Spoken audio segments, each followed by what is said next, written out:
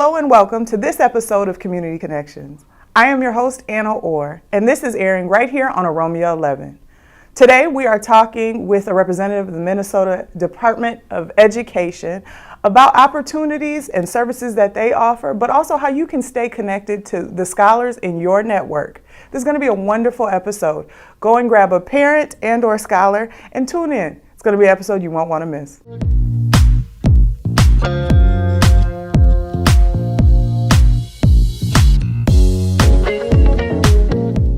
Derek, I'm so excited to have you here with me on this episode of Community Connections. Welcome. Oh, thank you so much. It's an honor to be here. Absolutely. Now, I am a little bit aware about what you do. Yes. But can you talk to viewers about who you're here on behalf of and the nature of your work? All right. Again, thank you for being here. It's great to be here in this space. I love the lights and the colors. My name is Derek Emery. I currently serve as public liaison for the Minnesota Department of Education. Just a little bit about me is that I am a resident here in the Twin Cities, married, children. Just recently I brought home 2 bulldogs that have taught me about being patient. Congratulations. And I am a youth and community advocate. Okay.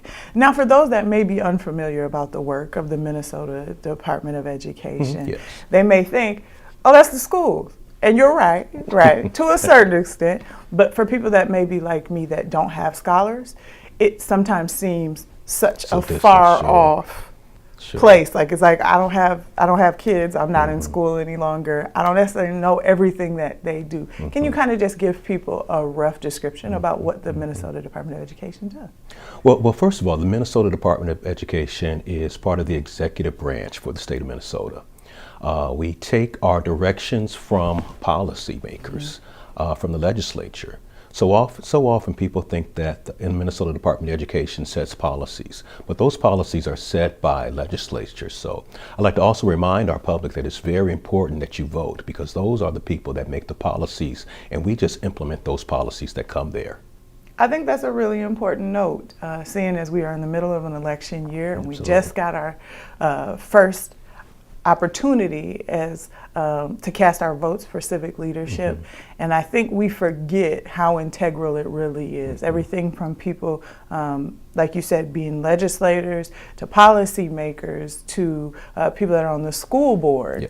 These people are very integral to our future educational system statewide. Absolutely. Policies impact all of us, and I always tell people that money follows the policy. One of the other things that I'll use a reference, MDE. MDE is Minnesota Department of Education.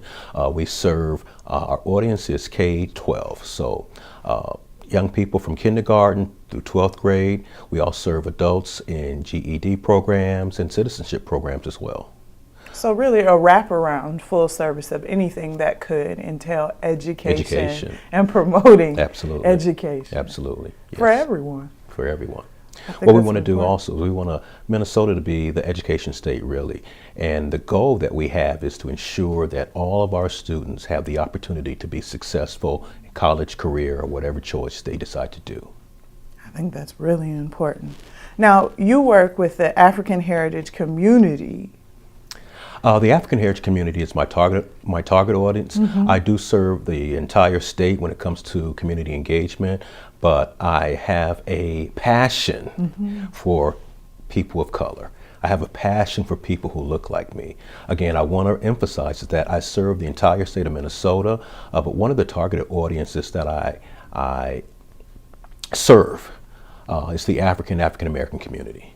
I think that's so important because some of us learn differently. Yes. And I think when we're in school systems that don't often reflect what we see every day in our communities, it's hard to feel like you belong or you're being represented. So I'm excited to hear as an adult that there is somebody in the higher up offices at the Minnesota Department of Education, making sure that our black and brown babies Absolutely. are taken care of. Absolutely. You know, so often in the community, our community says they don't even know where to begin when they want to reach out to the Minnesota Department of Education. And so often we tell our community to go to the website. You know, that's not a connection. My whole role and my responsibility is to make authentic connections with the community, listen to those voices, make connections between community and state government, and also provide resources and opportunities for them to be successful. One of the things I found also is that a lot of our answers can be answered by the community. The community has the answer for a lot of the concerns that impact our education, and I would like to assist them in obtaining resources and information to better empower them to be successful.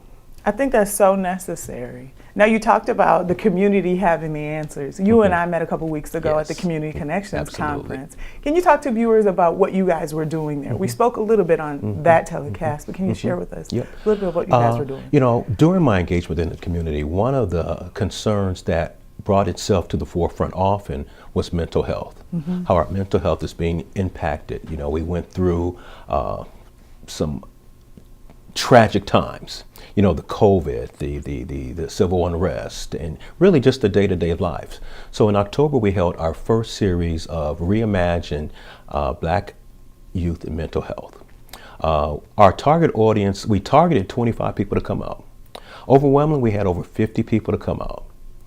There was a great interest in that subject. We got feedback saying we would like a follow-up conversation. So in February, this past February, we had a Reimagine our role in Black youth mental health.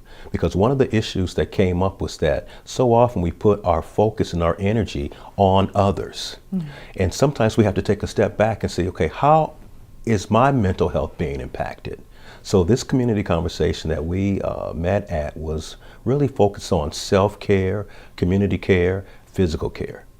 And we had resources from the Minnesota Department of Health. We've had a Black mental health community provider that came in, and she gave some insights that specifically target some of the deep concerns that we have as a community and how we can better support ourselves and young people.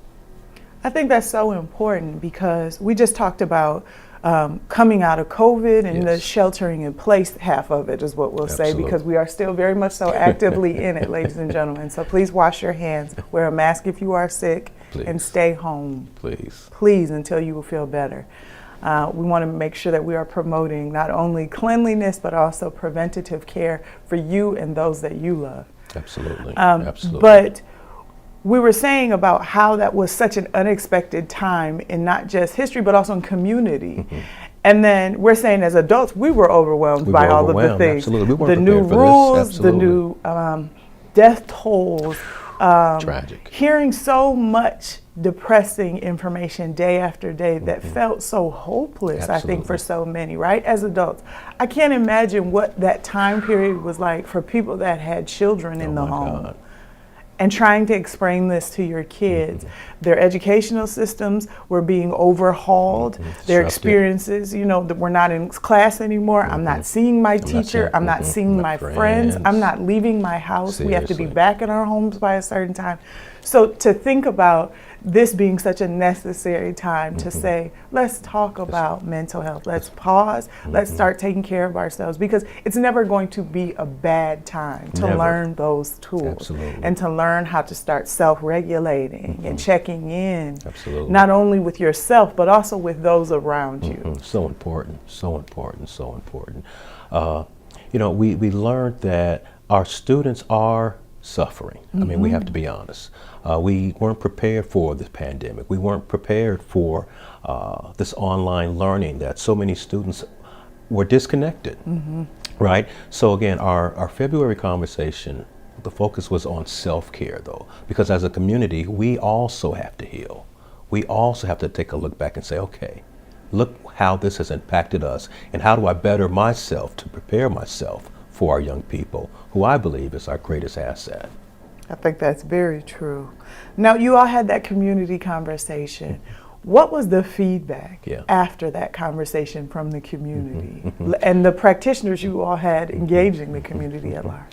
You know, we were so happy with the turnout. We had over 100 people come out to that event, and we couldn't be more pleased. We are getting requests for a follow-up conversation as well. So what we've done is that we provided those individuals, and we can do this for our listening audience as well, a list of resources that they can use, that they can better themselves as we move forward with this conversation. Some of the things that we heard from our youth, we had a youth panel, and that was the overwhelming favorable response, is that we want to hear from our young people. We want to give our young people opportunities to be successful and to lead. And I think that is the greatest signal we got from that conversation, is that young people can stand up. Young people do need to be heard. So I'm looking forward to our next conversation. It's not planned yet, but the ideal is to really make it youth-centered and have youth come in and share how they are impacted, share what they need to be better, how adults can help them. I think that's important, and I love that you are putting the keys to their future in their hands. Absolutely. Not letting adults preach or Dictate. talk to them. Absolutely. Dictate to Absolutely. them what's best for you, Absolutely. but for them to say, this is what we need, this is what our experience is day to day.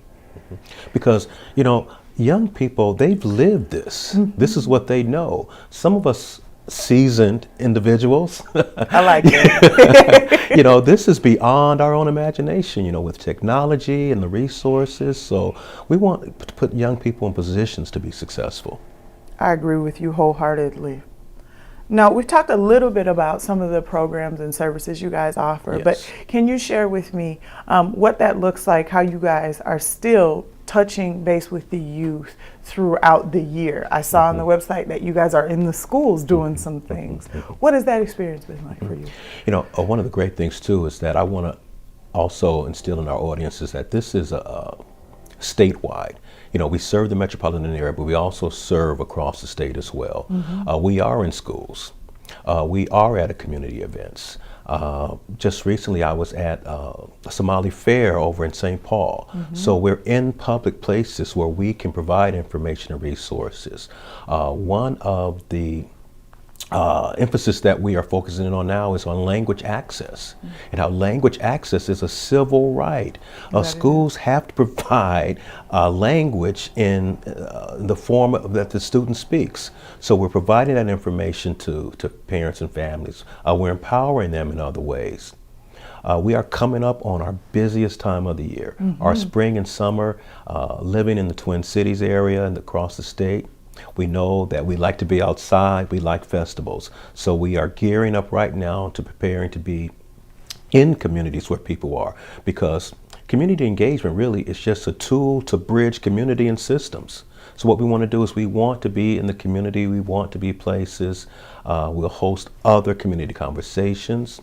We'll partner also with organizations to help them be successful. So right now our plate is full, but we're happy, right? Because we're making a difference in people's lives. Now, you talked a little bit about plugging in with the East African population, coming to the Somali fair and things like that. How have you guys focused some of your work around making sure that you're reaching that large population here in the Twin Cities? We have upwards of 50,000 resettling here. I think that's beautiful. Isn't that amazing? I think it's so beautiful. Well, I would also like to say my information will be with you, and I would ask our listening audience to contact me if you have a community event that we can be a part of, how we can better support it. I'm intentional on outreach for the African American community. I'm partnering with organizations that represent those communities and just ensuring them that that's the other thing, voices matter. One of the things that I've also discovered in my work is a lot of time we have these invisible voices, and they want to be heard, and they don't know where to go. So my role is to do this, not only to listen, but to connect them to state agencies. So I'm very intentional in seeking out communities that have been invisible for some parts, that our East African community specifically. I want to make sure that they're heard and they're seen. Now, we've talked about language assistance and Yes. things of that nature, and we talked about the community conversation. Yes. Is there an interpreter on site that is providing language support for those that may not feel comfortable with English as their first language while they're in some of these spaces? Excellent question. Thank you for asking that. We do our very best to provide language access because we know that that's critical. It's important also for our listening audience, if this is a service that you need, to ask for it. Don't be afraid to ask for services, right? So we do Absolutely. provide interpreters. We make sure that our material is translated in the different languages and available to all. Now, we've talked about feedback around the community conversations and the work you guys are doing in the schools. And as Yes. we both know, scholars are very vocal. Oh They my will God. tell you what they like, what they don't like. And so I like that because Yeah. it's a very upfront experience. Being authentic, absolutely. Yes, I love absolutely. that.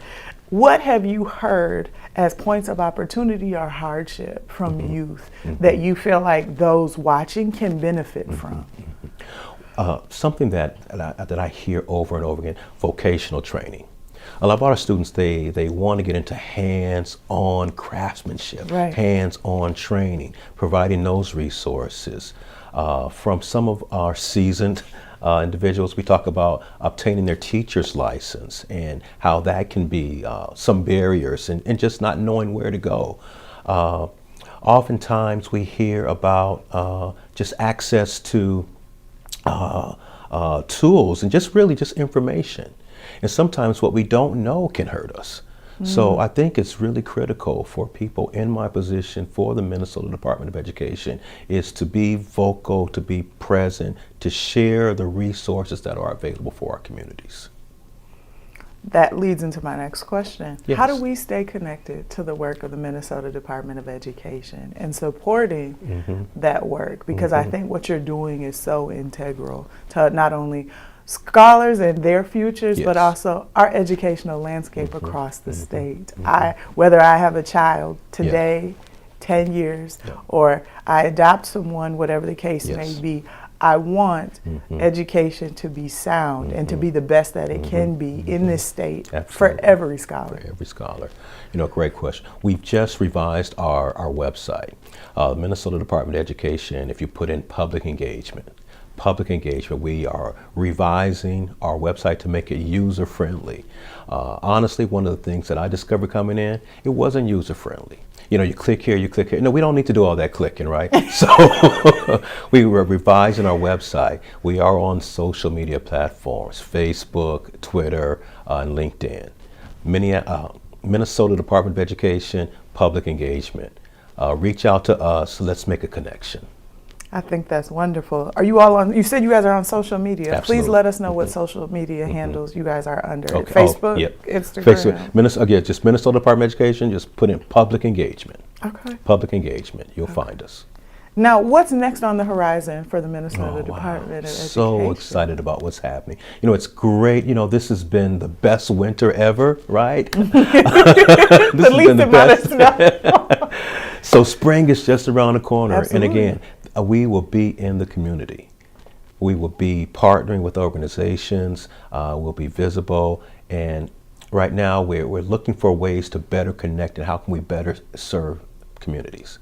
So again, we don't have all the answers. I can't sit here and say I have all the answers. No, the communities has answers that I'm looking forward to receiving, and I invite you to reach out to me so we can better serve you. Because our number one goal is what? To make sure that our students are the best that they can be, to provide opportunities for them. And again, like I stressed earlier, K-12 and also with our GED programs, and we also have a citizenship program as well. For those that are interested in staying in contact not only with you, but also the work of the Minnesota Department of Education, please provide them with the web address so that they can start paying attention to the upcoming events. Oh, thank you very much. The web address is education.mn.gov, G-O-V, education.mn.gov. And then you were talking to me about being out in the community as spring and summer approaches, but you guys are also launching another initiative at the Minnesota Department of Education. Please share that with the public. So excited to share this. We are starting a community support message line where we invite the community to call if they have some concerns around their education, public engagement, whether it's school enrollment, whatever the case may be. This is new. I'm really excited that we're able to offer this to our community. The hours for the phone line are 7 a.m. to 7 p.m. And that phone number is 651-785-4064. 651-785-4064. And it's Monday through Friday, 7 a.m. to 7 p.m.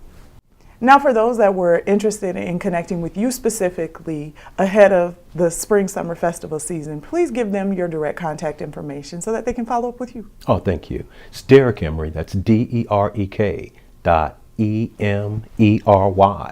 at state.mn.us. Thank you so much. My pleasure. Thank you for having me. This is all the time that we have for this episode of Community Connections. A very special thank you to Derek and his team at the Minnesota Department of Education, and to you for watching.